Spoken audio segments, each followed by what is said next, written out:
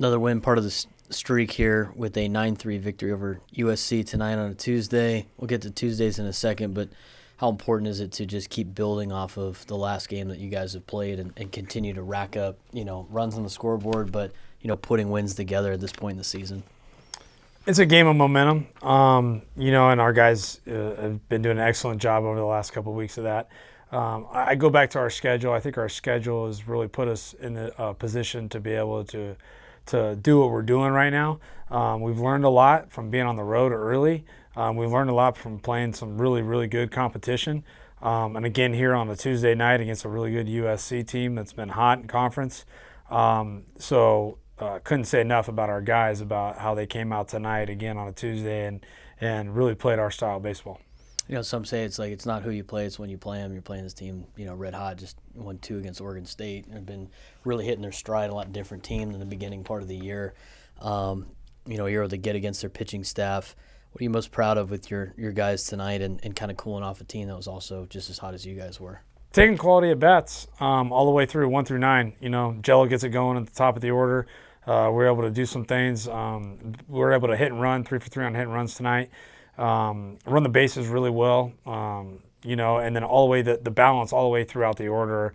It's a tough out, I think, and I think that's key. When you can go up there and try to get hits all day long, you can try to aim for the big hit, the big homer, the big double. But when you let the game come to you, and that's what our guys are doing all the way 1 through 9. Guys off the bench, Darcy got to play tonight. Gets a big single there with 2 outs to get us on the board early.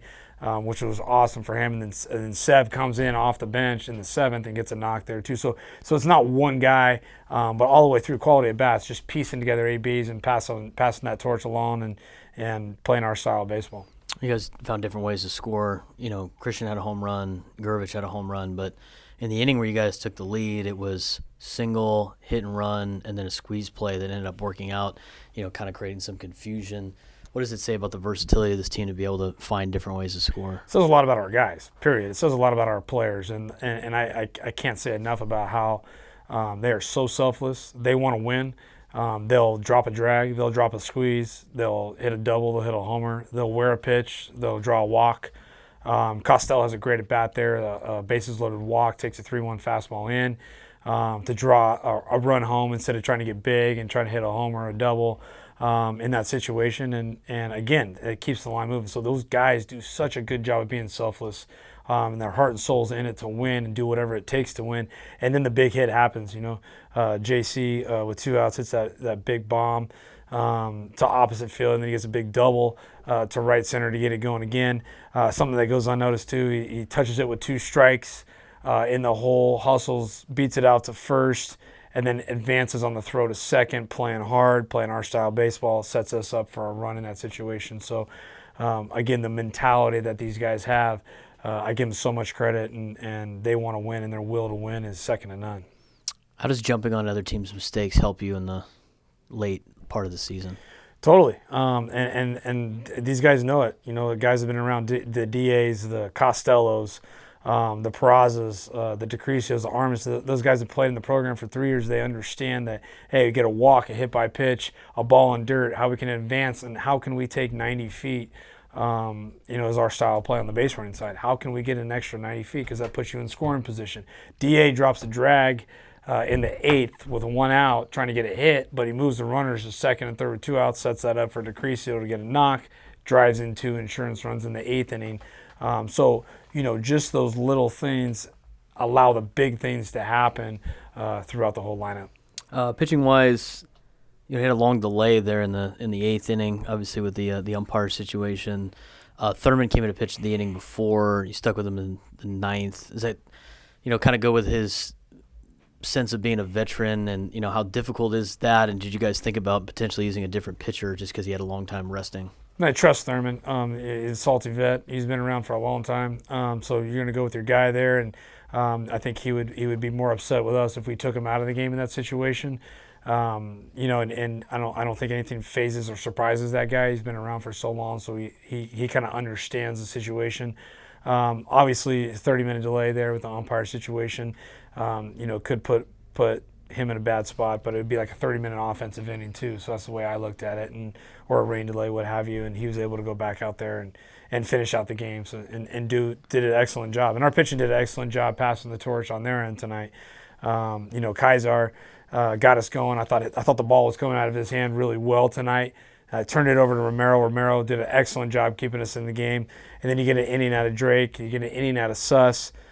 Smith gave us a great inning there too as well. Vaughn did a good job, and then Thurman closes it out. So again, a collective effort. It's not one guy doing it. It's the whole team. Pretty good night out of your bat boy tonight. What are some things he needs to work on? I was proud he lasted the whole game. He came to me and said, "Dad, I'm a bat boy." I said, "Good, you're doing it until the last pitch." So he was awesome. I was proud of him too. Big win tonight for you guys over USC. You scored the first 2 runs of the game. Let's take it to your first at bat. Ball in play, obviously. Couple of bad throws by USC. What did you see in the play, and how did you get yourself into a position to score?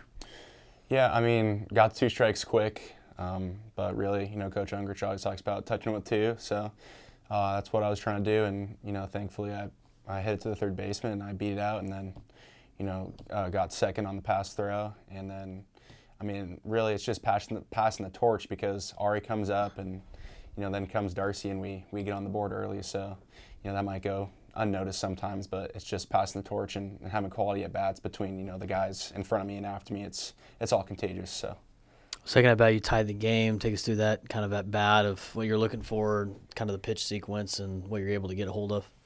Yeah, I mean, I noticed they were kind of doubling up their pitches.